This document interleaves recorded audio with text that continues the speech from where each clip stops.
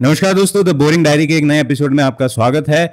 आज का टॉपिक बहुत सिंपल सा है। जो इशू आपने देखा थोड़े दिन पहले कि इजराइल ने लेबनान में किया है, आज का डिस्कशन इसी पे रहेगा कि क्या ये भारत पे करना पॉसिबल है, और हम ये भी डिस्कस करेंगे कि कैसे इस चीज़ के अर्ली वार्निंग साइंस हमें ऑलरेडी कुछ हद तक मिलना शुरू हो चुके हैं। तो वीडियो को शुरू करने से पहले चैनल को जरूर सब्सक्राइब करें। आप लोग बिल्कुल सब्सक्राइब नहीं करते हैं, और वीडियो को जरूर लाइक करें, इससे चैनल को ग्रो होने में थोड़ी हेल्प मिलती है। तो चलिए वीडियो का शुभारंभ करते हैं।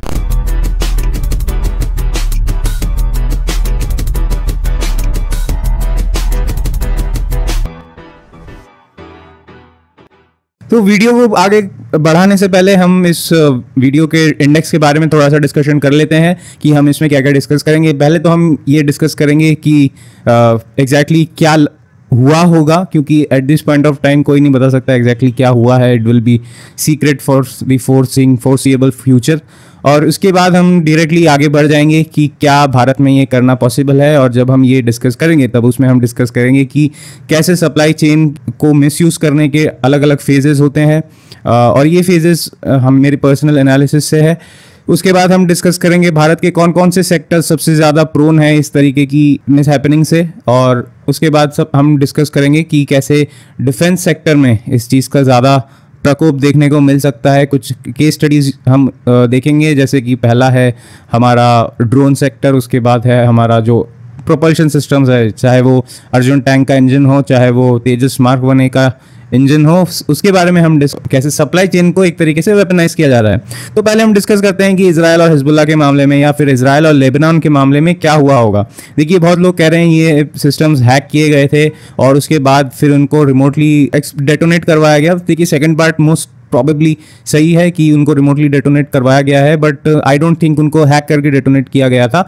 उनको मोस्ट पॉसिबली सिस्टम्स को एक उनके सप्लाई चेन में शिपमेंट के दौरान इंटरसेप्ट करके उनमें ये जो एक्सप्लोजिव्स थे या फिर ये जो चीज़ें थी, प्लांट फटने वाली चीज़ें थी, उनको मोस्ट सर्टेनली मुझे जो लगता है कि इन डिवाइसेस को शिपमेंट के दौरान कहीं पे इंटरसेप्ट किया गया था, और फिर वहाँ पे उनमें ये सिस्टम्स प्लांट किए गए जो बाद में जाके फटेंगे। तो ये मेरा ये मानना है, और हो सकता है आगे जाके सच कुछ और निकले, बट फिलहाल जैसा लगता है कि एन मास इतने सारे डिवाइसेस हैक करना इतना ईजी नहीं है, और पेजेस को हैक करना और भी हार्ड होता है। But you never know, it's Israel. So assuming the fact कि इस केस में कि सप्लाई चेन के साथ छेड़खानी की गई है और सप्लाई चेन को वेपनाइज किया गया है, हम यही मानकर हमारे वीडियो के डिस्कशन को आगे बढ़ाएंगे। पहला सवाल तो ये उठता है कि सप्लाई चेन है क्या। देखिए, सप्लाई चेन को अगर हम ऐसे समझे कि हमारे घर पे जो भी प्रोडक्ट यूज होता है उसमें डिफरेंट टाइप्स ऑफ कंपोनेंट्स लगते हैं, और जो कंपनी इन्हें बनाती है ये मोस्टली OEMs होती है, यानी कि ओरिजिनल इक्विपमेंट मैन्युफैक्चरर।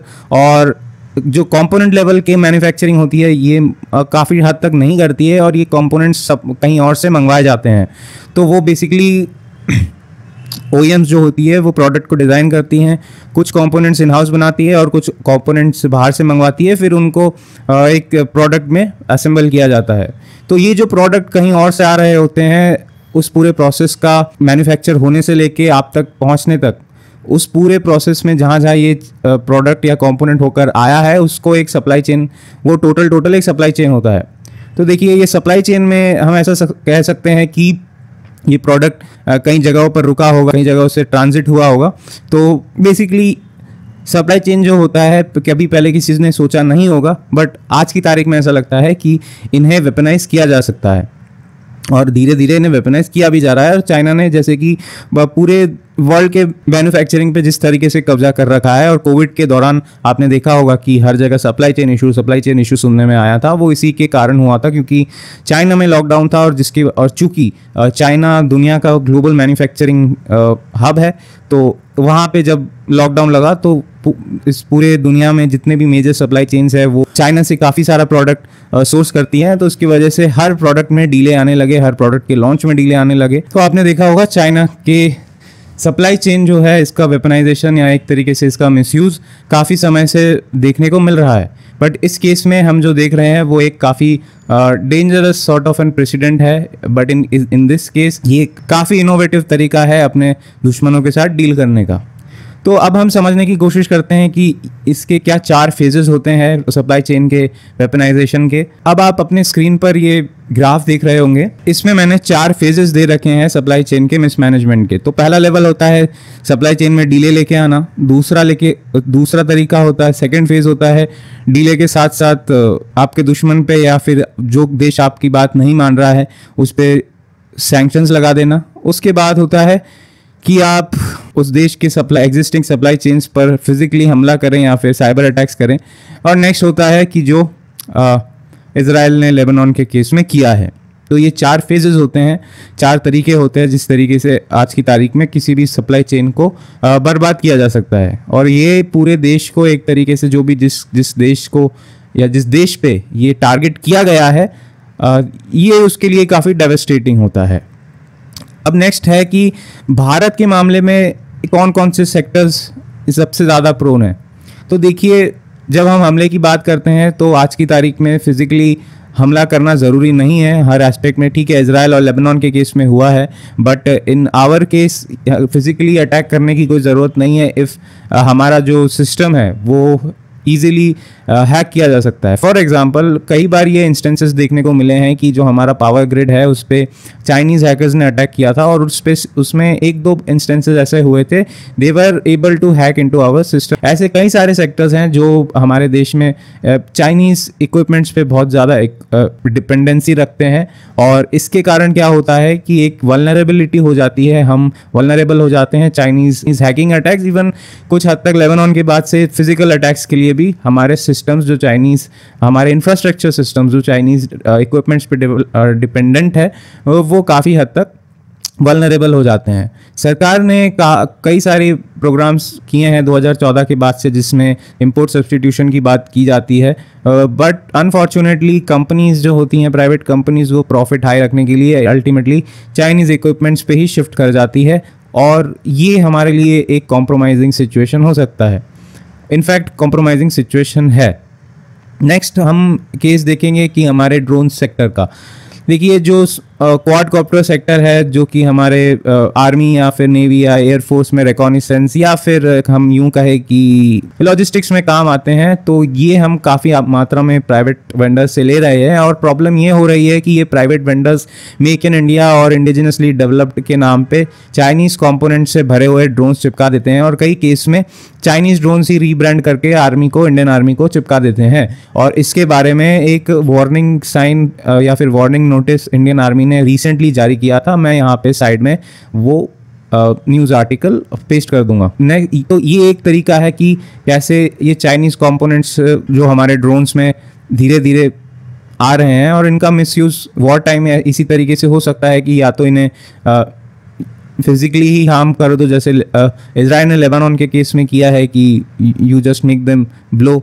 उसके बाद ऐसा हो सकता है कि इन्हें ईजिली हैक किया जा सकता है क्योंकि इवेंचुअली ये कंपोनेंट्स तो चाइनीज़ ही है। तो कोई कंपोनेंट अगर चाइनीज़ है और उसका सोर्स कोड चाइना में अवेलेबल ही है तो उसको हैक करना कोई बड़ी बात नहीं होगी चाइनीज़ हैकर्स के लिए। तो ये एक बड़ी प्रॉब्लम है। नेक्स्ट प्रॉब्लम हम देख रहे हैं हमारे इंजन्स के केस में, चाहे वो तेजस Mark 1A हो, चाहे वो अर्जुन टैंक हो, दोनों के केस में या फिर 3 का है। अर्जुन टैंक के अलावा जोरावर लाइट टैंक की भी केस में ये सेम इशू आया है। अर्जुन और जोरावर लाइट टैंक के मामले में MKU ने किसी तरीके के इंजन देने से मना कर दिए हैं या फिर डिले हो रहा है उनकी तरफ से, या फिर कुछ ऐसे बहानेबाजी करके हमारे प्रोग्राम्स को स्टॉल करने की कोशिश है उनकी। ये एक डिले टैक्टिक यूज़ होता है कई बार कंट्रीज़ के डेवलपमेंट को डिरेल करने के लिए। सिमिलर चीज़ अमेरिका कर रहा है हमारे तेजस Mark 1A के केस में, जहाँ पे GE404 का इंजन जो है उसे डिले किया जा रहा है और उसके बिना हमारे जहाज़ उड़ ही नहीं सकते। बिना इंजन के तो कैसे जहाज़ उड़ेंगे। तो जो जहाज़ इस साल के मार्च में आने थे वो अब कहा जा रहा है अगले साल या फिर इस साल के दिसंबर या अगले साल के फरवरी तक आएंगे। तो we are already running late क्योंकि हमारे जो इंडियन एयरफोर्स की स्क्वाड्रन स्ट्रेंथ है वो एनीवेज अब डिप्लीट हो रही है काफ़ी तेज़ी से, क्योंकि MiG-21 रिटायर हो रहे हैं और नए एयरक्राफ्ट आने में अगर इस तरीके की डिले होगी तो आप समझ सकते हैं देश की सुरक्षा पे किस तरीके का इम्पैक्ट पड़ता है। और वॉर टाइम में ऐसी सिचुएशन आई तो फिर चीज़ें और ज़्यादा बदतर हो जाएंगी। सेम गोज फॉर अर्जुन और लाइट टैंक, हमारा जो जोरावर लाइट टैंक है उसके केस में भी MKU ने इंजन्स देने से मना कर दिए और अल्टीमेटली हमें Cummins जो कि एक अमेरिकन कंपनी है उससे चीज़ें सोर्स करनी पड़ी। बट अगेन जब अमेरिका हमारे फाइटर जेट्स के इंजन को लेकर आनाकानी कर सकता है तो इस बात की क्या गारंटी है कि वो आगे चल के हमारे टैंक्स के इंजन में आनाकानी नहीं करेगा।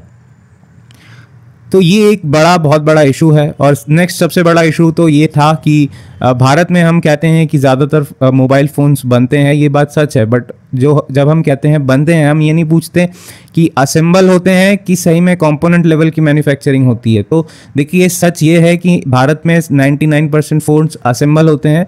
कंपोनेंट लेवल की मैन्युफैक्चरिंग अभी भी चाइना से ही आती है। कंपोनेंट्स हमारे मोस्टली चाइना, उसके बाद साउथ कोरिया और ताइवान से आते हैं।